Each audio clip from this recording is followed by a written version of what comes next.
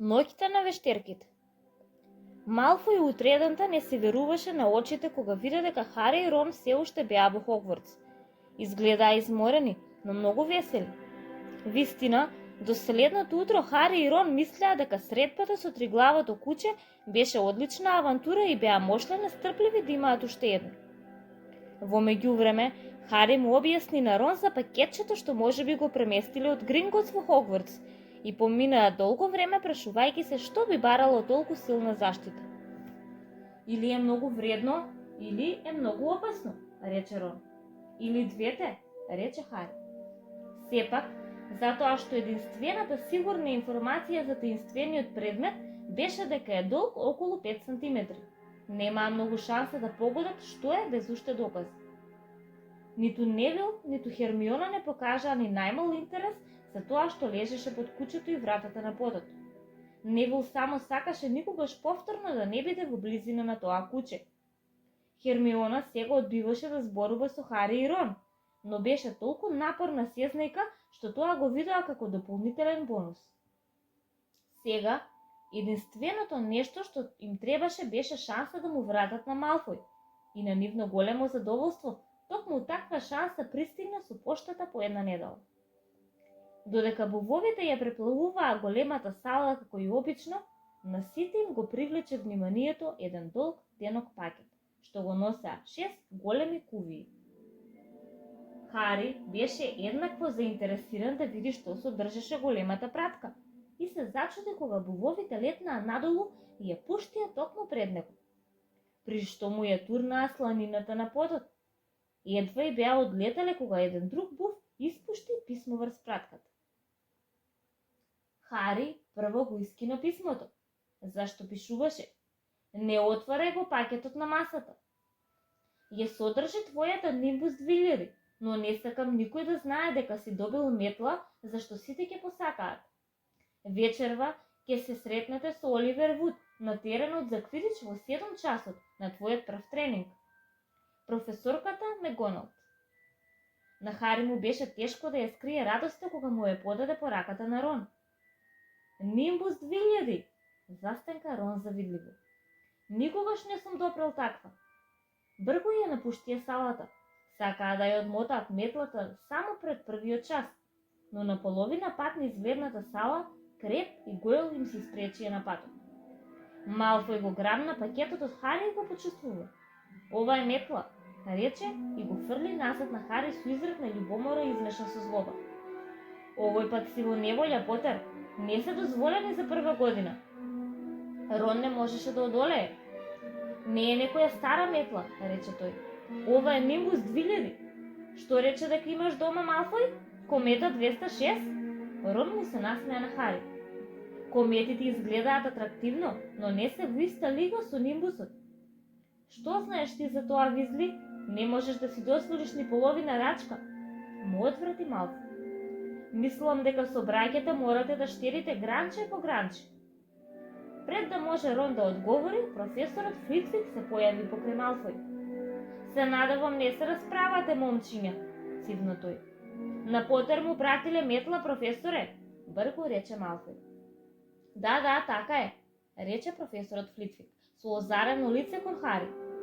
"Професорката Меганалт ми раскажа се за специјалните околности, Потер. А кој модел е?" "Нимбус 2000, господине," рече Хари, одвај воздржувајќи се да не се насмее кога го виде ужасот на лицето на Малфој. "И всушност, Малфој е заслужен што ја добив," додаде тој. Хари и Рон тргнаа нагоре и придушено се смееја во очигледната лутина и збунетост на Малфој. "Па вистина е," се насмевна Хари, кога си скачија на мермерните скали, му рече: "Да не му ја украдеше септималката на Невил, немаше да бидам во екипата. Значи, веројатно мислиш дека тоа ти е награда за кршење правила?" Слушнаа лут глас веднаш задни. Хермиона се качуваше со гласни чекори и со неодобрување го гледаше рекетот во раката на Хари. "Мислев дека не ни зборуваш," рече Хари. "Да, не престанувај сега," рече Рон. "Толку не годи." Хермиона си замина со кренат нос. Тој ден Хари едваш го задржуваше вниманието на часевите.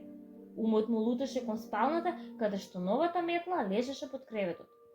или му се скитуваше кон теренот за квидич, каде што таа ноќ ќе учеше да игра. Вечерта ја проголта без воопшто да забележи што јаде. Побрзаа нагоре со рор за да го одмотаат конечно Нимбус 2000.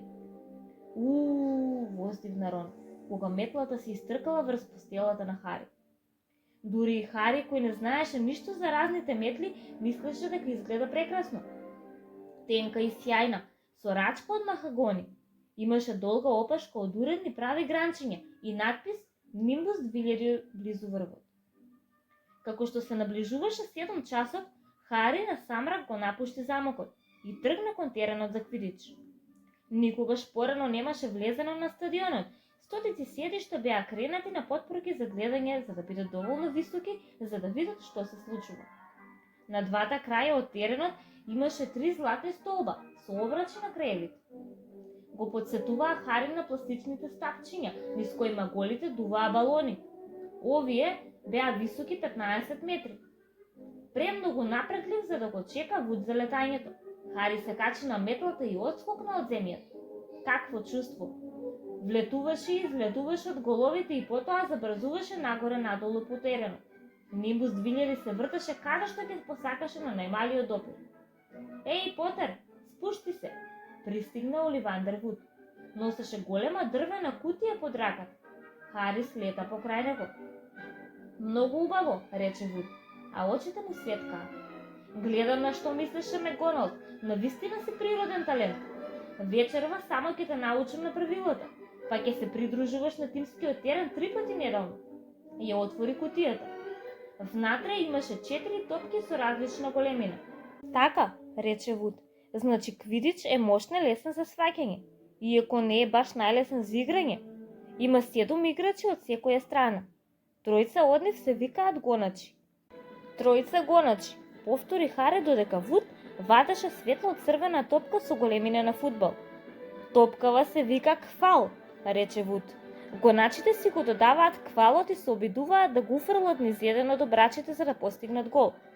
Екипата добива 10 поени секогаш кога квалот ќе влезе низ некој од обрачите. Ме следиш? Гоначите го даваат квалот и го фрлаат низ обрачите за да поентираат, рецитираше Хари. Значи, нешто како кошарка на метли со 6 обрачи, нели? Што е кошарка? Љубопитен беше Вуд. Нема врска, бргу рече Хари. Сега има еден друг играч од секоја страна што се нарекува чувар. Јас сум чуварот на Грифиндор. Морам да летам високо над нашите обрачи да го спречам другиот да поентира. Тројца гоначи еден чувар, рече Хари, решен да запомни се. И играат со квалот. Ока, тоа го сватив. А овие зашто служат? Покажа кон 3 топки лево од кутијата. Ке ти покажам сега, рече Вуд. Земи го ова. Му подаде мала палка што малку личеше на стап за раундерс. Ке ти покажам што прават трескачите, рече Вуд. Овие 2 се трескачи. Им покажа 2 идентични топки на Хари. Катран црни и малку помали од црвениот квал. Хари забележа дека се напрека да побегнат од рамените што ги држаа во кутијата. Стој понаназад, Вуд го предупреди Хари. Тој се сви и ослободи еден од трескачите. Истиот момент црната топка се вивна високо во воздухот и потоа јурна право кон лицето на Хари. Тој замавна со палката за да не му го скрши носот и ја испрати во цик-цак низ воздухот. Им леташе околу главите и потоа стрелна кон Вуд, кој се фрли врз неа и успеа да ја задржи на земјата. Гледаш? Брефташе Вуд. Го присили борбениот трескач назад во кутијата и безбедно го врза. Трескачите летаат наоколу многу брзо и се обидуваат да ги турнат играчите од метлите. Затоа имаш двајца удирачи во секој тим. Нашите се близнаците Визли. Нивна задача е да ја штитат својата страна од трескачите и да се обидуваат да ги удрат кон другиот тим. Значи, дали ти е јасно? Тројца гоначи се обидуваат да поентираат во квалот. Чуварот ги чува головите. Удирачите ги држат трескачите настрана од својот тим. Испука Хари. Одлично, рече Вуд. Убиле ли некогаш трескачите нешто? Праша Хари, пробувајќи да звучи опуштено. Никогаш во Хогвартс. Имавме неколку скршени вилици, но ништо полошо од тоа. Сега, последниот член на тимот е трагачот. Тоа си ти. И не можеш да се грижи за квалот или за трескачите. Освен ако не ми е рацепат главата, рече Хари. Не грижи се. Визлиеви се повеќе од достојни ривали за трескачите, мислам. Тие се како пар човечки трескачи. Вуд посегна во кутијата и ја извади четвртата и последна топка. Споредена со квалот и трескачите беше ситна, приближно колку голем орев. Беше светло златна и имаше мали размахтани сребрени крилца. Ова, рече Вуд, е златната цвечка и најважна топка од сите. Многу е тешка за фаќање, зашто е многу брза и тешко е да се забележи. Задачата на трагачот е да ја фати. Мораш да се измолкнуваш меѓу гоначите, удирачите, трескачи и квалот, за да ја фатиш пред трагачот од другиот тим. Зашто оној трагач што ќе ја фати цвечарката освојува дополнителни 150 поени за својот тим. Па тие речиси секогаш победуваат. Затоа трагачите се толку фаулирани. Надпреварот во квидич завршува само кога ќе се фати цвечарката, па може да трае цела вечност. Мислам дека рекордот е 3 месеци. Морале постојано да внесуваат замени за играчите да одспијат малку. Па тоа е тоа, некое прашање? Хари одмавна со главата. Убаво разбра што треба да прави. Проблемот ќе беше само да го направи тоа. Се уште нема да вежбаме со цвечката, рече Вуд, и внимателно ја затвори кутијата. Претемно е, може да ја изгубиме. Да ти испробаме со неколку од овие. Извади торба со обични топчиња за голф од джебот и по неколку минути беа со Хари во воздухот. Вуд ги фрлаше топчињата најсилно што можеше во сите правци за Хари да ги фаќа. Хари не удна ниту едно и Вуд се воодушеви. По половина час падна вистински мрак и не можеа да продолжат. Трофеот во квидич ќе го носи нашето име годинава. Весело рече Вуд додека се влечкаа назад кон замокот. Не би се изненадил ако излезеш подобар од Чарли Визли и тој можеше да игра за Англија, да не отидеше да брка змеови. Може би поради тоа што сега беше толку зафатен, особено со тренинзите во квидич, 3 вечери неделно и покрај сета домашна работа, но Хари едва можеше да поверува кога свати дека веќе беше 2 месеца во Хогвартс. Повеќе се чувствуваше како дома во замокот, отколку кога било на Привет Драйв. И часовите стануваа се поинтересни, сега кога ги совладаа основите. Утрото, пред ноќта на вештерките се разбудија со прекрасниот мирис на печена тиква, што се ширеше низ ходниците. И уште поважно, професорот Флитвик најави на часот по волшебства дека мислиоти се подготвени да почнат да левитираат предмети. Нешто што едва го чекаа уште од кога видоа како тој ја левитира жабата на Невил низ училницата. Професорот Флитвик го подели класот во парови за да вежбаат. Партнерот на Хари беше Шејмус Флиган, што беше олеснување, зашто Невил се обедуваше да му го сретне погледот. Меѓутоа, Рон требаше да работи со Хермиона Гренџер. Беше тешко да се препознае кој беше полуд, Рон или Хермиона. Таа не зборуваше ни со едниот, ни со другиот од денот кога пристигна метлата на Хари. Сега, не заборавајте го убавото движење на зглобот што го вежбавме, писна професорот Флитвик. Застана врз купот книги како и обично. Замавни и чукни. Запомнете, замавни и чукни. А важно е и правилото кажување магични зборови. Никогаш не заборавајте го волшебниот Баруфо, кој рекол С наместо Ф и се нашол на подот со Бафало врз градите. Беше многу тешко. Хари и Шејмус замавнуваа и чукнуваа, но пертувот што требаше да купатат кон небото само лежеше врз масата. Шејмус стана толку нестрплив што го боскаше со стапчето и го запали. Хари мораше да го изгасне со шапката. Рон немаше поголема среќа на соседната маса. Вингардум Левиоса извекуваше и мафташе со долгите раце како верверичка. Погрешно го кажуваш, Хари, ја слушна Хермиона. Треба Вингардум Левиоса. Направи го тоа гар убаво и долго. Ти кажи го тоа тогаш ако си толку паметна, заража Рон. Хермиона ги засука ракавите на наметката, чукна со стапчето и рече: Вингардиум Левиоса. Пердумот се крена од масата и им лептеше околу 1 метар над главите. Браво, викна професорот Флитвик и заплеска со рацете. Погледнете сите, госпогица Гренџер успеа. До крајот на часот Рон беше многу лошо расположен. Не е чудо што никој не може да ја поднесе, му рече на Хари, додека се туркаа низ полниот ходник. Навистина е ужасна. Некој се судри со Хари додека брзаа покрај него. Тоа беше Хермиона. Хари го виде лицето. Се изненади кога виде солзи. Мислам дека те слушна. Па, рече Рон, но изгледаше многу нервозен. Сигурно забележа дека нема другари. Хермиона не се појави на следниот час и не ја видоа цело попладне.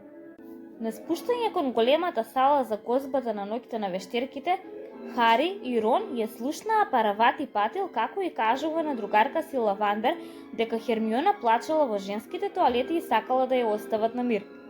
Но Рон, како што му беше уште понепријатно за ова, но следниот миг влегоа во големата сала, каде што декорациите за ноќта на вештерките им ја тргнаа Хермиона од умот. Илјада живи лилјаци запретаа од зидовите на плафонот, а уште илјада прелетаа над масите во ниски црни облаци, при што свеките во тиквите се треперија. Госпата нагло се појави на златните чинии, исто како на банкетот за почетокот на семестарот. Хари само што тргна да се послужи со печен компир, кога професорот Квирл втрча во салата со искривен турбан и ужасно лице. Сите зјапаа кога стигна до столот на професорот Дамблдор. Падна тешко врз масата и задишено рече: "Трол, во занданите, мислев дека треба да знаете." Потоа се онесвести на подот. Настана врева. Требаше неколку виолетови петарди да експлодираат од крајот на стапчето на професорот Дамблдор, за да настапи тишина. "Префекти," задатни тој, "веднаш вратете ги учениците во нивните куќи. Перси беше во својот елемент. Следете ме. Држете се заедно прва година. Нема зашто да се плашите од тролот ако ги следите моите наредби.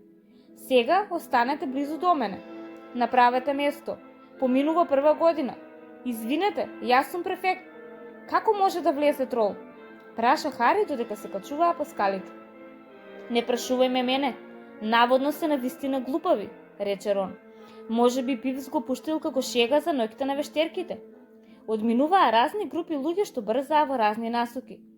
Додека се туркаа низ толпа збунети ученици од Хафлпаф, Хари одеднаш го зграпчи Рон за раката. "Само што ми текна, Хермиона, не знае за тролот." Рон си ја касна устната. "Уф, добро, бргу," рече, "но подобро да не види Перси." Наведни се, им се придружија на Хафлпафите што одеа во спротивна насока. Минаа низ напуштен страничен ходник и брзаа кон женските тоалети. Само што свртеа за даголот кога слушнаа брзи чекори зад себе. "Перси?" просаска Рон и го повлече Хари зад еден голем камен графикон. Но дзиркајќи околу него, не го видоа Перси, туку Снейп. Тој го премина ходникот и им се изгуби од видот. "Што прави?" шепна Хари. "Зошто не е долу во занданите со другите наставници?" "Врска немам. Најтивко што може, а се прикрадоа низ следниот ходник по чекорите на Снейп што се губеа." "Оди кон третиот кат," рече Хари, но Рон ја крена раката. "Ти мириса нешто?" Хари шмркна и почувствува смрдаа на стари чорапи и стар неичистен тоалет. И тогаш слушнаа тивко грофтање и влечење на джиновски стапала. Рон подкажа. На крајот од преминот кон лево нешто огромно се движеше кон нив. Се собраа во сенките и гледаа како излегува на парче месечева светлина. Тоа беше страшна гледка. Висок 3,5 метри, со матни и гранично сива коса, големо рунтесто тело како карпа и мала келава глава на врвот како кокос. Имаше куси нозе, дебели како стебло со рамни трнеси стапала. Од него излегуваше неверојатна смртеа. Држеше огромен дрвен стап што се влечеше по подот, зашто рацете му беа многу долги. Тролот застана до еден влез и дзирна внатре. Мрдна со долгите уши и се реши со малиот ум, па бавно се вовлече во собата.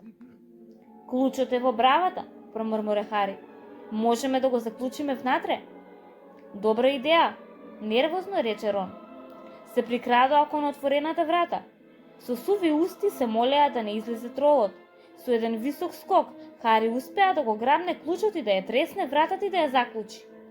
Тоа, горди на победата, се стрчаа назад низ преминот, но кога стигнаа до аголот, слушнаа нешто што им застана срцата. Висок, преплашен вресок и доаѓаше од просторијата што туку што ја заклучи. "О, не," рече Рон, блед како крвавиот барон. "Женските тоалети," подзина Хари. "Хермиона," рекоа заедно. Тоа беше последното што го сакаа, но што им преостануваше, се стрчеа назад кон вратата и отклучија. Невешто ракувајќи во паника, Хари ја повлече вратата и втрча внатре. Хермиона Гренџер се грчеше на спротивниот зид и изгледаше како да ќе се несвести. Тролот одеше кон неа и притоа ги собираше мијалниците од зидовите. Збуни го, Хари му рече на Рон во очај. Зграбчи ја на славина и фрли ја најсилно што можеш кон зидот. Тролот застана на неколку метри од Хермиона. Чекореше тешко и трепкаше глупаво за да види од каде доаѓаше звукот. Малите пакосни очи го видоа Хари. Се поколебаа, па кревајќи го стапот се упати кон него. Еј, кретен! Викна Рон од другата страна на просторијата и му фрли метална цевка. Тролот, како да не забележа дека цевката го удри во рамо, но го слушна извикот и пак застана. Сега, вртејќи се кон Рон, и му даде време на Хари да го заобиколи. Ајде, трчај, трчај! И викна Хари на Хермиона и се обиде да ја повлече кон вратата, но таа не можеше да мрдне и натаму беше залепена за зидот со зината уста од страв. Викањето и одекнувањето како да го избезумаа тролот. Повторно згрма и тргна кон Рон, кон беше најблизу и немаше како да избега. Хари тогаш направи нешто што беше многу храбро и многу глупаво. Се затрча, силно скокна и успеа да го опфати вратот на тролот одзади. Тролот не можеше да го почувствува Хари како виси, но дури и трол ќе забележи ако му пикнете долго парче дрво во носот. А Хари се уште го држеше стапчето кога скокна и му го пикна длабоко во едната ноздра. Завивајќи од болка, тролот се свиваше и мафташе со стапот, а Хари се држеше најцрсто што може. Секој момент тролот ќе го раскинеше или ќе му нанесеше страшен удар со стапот. Хермиона легна на подот од страв. Рон го извади своето стапче без да знае што ќе направи, се слушна себе си како ја извикува првата маѓија што му текна. Вингардиум левиос. Стапот одеднаш му летна на тролот од раката. Се крена високо во воздухот, полека се преврти и падна. Со одвратен пукот врз главата на собственикот.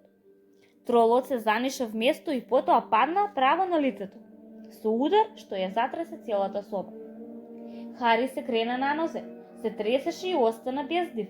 Рон и натаму стоеше со кренато стапче зјепајки во она што го стори. Хермиона прва прозбори. Дали е мртов? Мислам дека не, рече Хари. Мислам дека е само несвестен. Се наведна и го извлече стапчето од носот на тролот. Беше покриено со нешто што личеше на грудчасто сиво лепило. Бљак, троловски мрсули. Ги избриша од панталоните на тролот. Нагло трескање и гласни чекори ги натераа сите тројца да погледнат нагоре. Не сваќаа каква врева кренале, но се разбира, некој долу сигурно ги чул ударите и викотниците на тролот. Следниот момент, професорката Мегонал влегата во собата. За следниот момент зад неа дојде и Снейп, а последен дојде Квирел. Тој еднаш го погледна тролот, тивко зацимули и брзо седна на една шолја, држејќи се за срцето. Снейп се наведна на тролот. Професорката Мегонал гледаше во Рон и Хари. Хари никогаш ја немаше видено олколута. Усните ѝ беа бели. Надежта да освои 50 поени за Грифиндор брго испарија од умот на Хари. Ама што си мислевте вие? Рече професорката Мегонал со студен гнев во гласот. Хари погледна во Рон, кој се уште стоеше со стапчето во воздухот. Имате среќа што не загинавте. Зошто не сте во спалната? Снейп фрли брз, продорен поглед кон Хари. Хари погледна во подот. Посека Рон да го спушти стапчето. Тогаш се слушна тиво глас од сенките. Ве молам, професорке Мегонал, мене ме бараа. Госпогице Гренџер, Хермиона конечно успеа да стане. Тргнав да го барам тролот, зашто мислев дека можам сама да се справам со него, знаете, затоа прошитав се за нив. На Рон му падна стапчето. Хермиона Гренџер да излезе професор без да трепне. Да не ме најдеа, сега ќе бев мртва. Хари му го пикна стапчето во носот и Рон го онесвести со неговиот стап. Немавме време да дојдат и да викнат некого. Кога дојдоа, веќе тргна да ме докрајчи. Хари и Рон се обидуваа да изгледаат како приказната за неиме новост. Па во тој случај, рече професорката Мегонал, згепајки во тројцата, госпогице Гренџер, девојче будалесто, како мислевте да се борите сама со планински трол? Хермиона ја обеси главата. Хари занеми. Хермиона беше последната личност што би направила нешто против правилата, а овде се преправаше дека го сторила тоа за да ги извади од неволја. Беше како Снейп да почнал да дели сладки. Госпогице Гренџер, ќе се одземат 5 поени од Грифиндор за ова, рече професорката Меганалт. Многу ме разочаравте. Ако немате никаква повреда, подобро да појдете во куќата Грифиндор. Учениците завршуваат со укозбата во домовите. Хермиона замина. Професорката Меганалт се сврте кон Хари и Рон. Значи, се уште велам дека имавте среќа, но малкумина од прва година би излекле на крај со возрасен планински трол. Секој од вас освои по 5 поени за Грифиндор. Професорот Дамблдор ќе биде известен. Можете да си одите. Бргу излегоа од просторијата и воопшто не зборуваа додека не си скачија два ката. Најмногу им олесна што се оддалечија од мирисот на тролот. Требаше да освоиме повеќе од 10 поени, промрморе Рон. Мислиш 5, штом ќе ги одземе оние на Хермиона? Убаво од неа што така не извади од неволја, призна Рон. Пази, ние ја спасивме. Може би немаше да и треба спасување да не го заклучевме оној створ со неа, го подсети Хари. Стигнаа до портретот на дебелата дама. Чурулика, рекоа и влегоа внатре. Заедничката просторија беше преполна и бучна. Сите ја делеа храната што им ја пратија, меѓутоа Хермиона стоеше сама до вратата и ги чекаше. Следуваше многу засрамена пауза. Тогаш, без да разменат ниту еден поглед, сите рекоа фала и побрзаа да земат чинии. Но од тој момент Хермиона Гренџер им стана другарка.